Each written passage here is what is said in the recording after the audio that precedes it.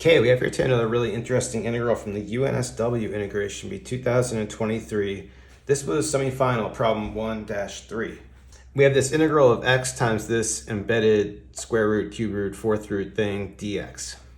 Okay, I always like doing these nested square root situations, and the first thing I want to do with this, I want to just try to rewrite it so we can get a better handle on it. It's hard to deal with it the way we have it here. So this on the outside, this is just an x. This isn't part of anything. So I'm just going to write this as x.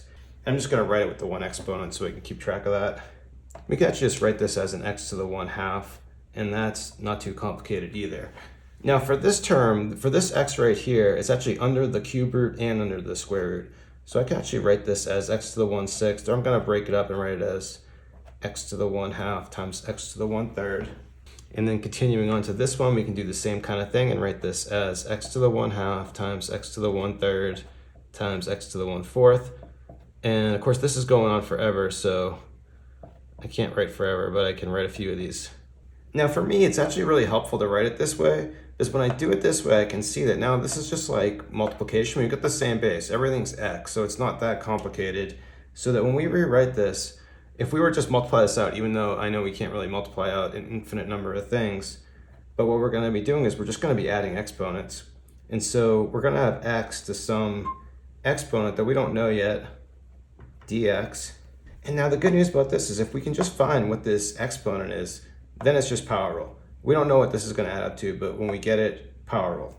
So let's put this integral here aside. We'll come back to this later. But for now, I just want to deal with all these exponents and see what happens when we add up all of our exponents.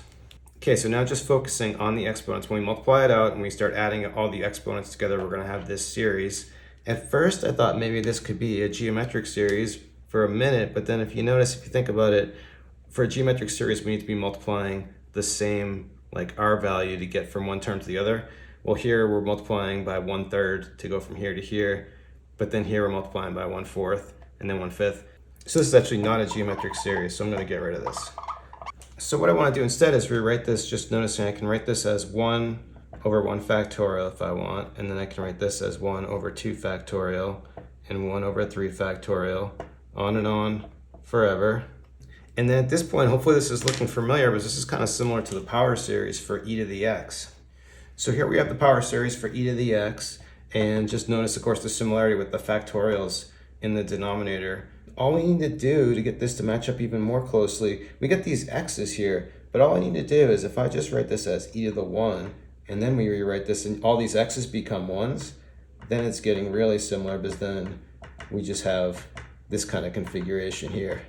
Now at this point, what I want to notice is just that if we just look at this part of our expansion for e to the 1, well, this is exactly the same as the expression, our exponent that we're looking for.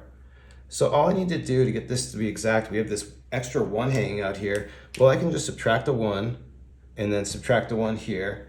And so by doing that, these 1s are going to cancel off here. This becomes identical to the exponent that we're looking for.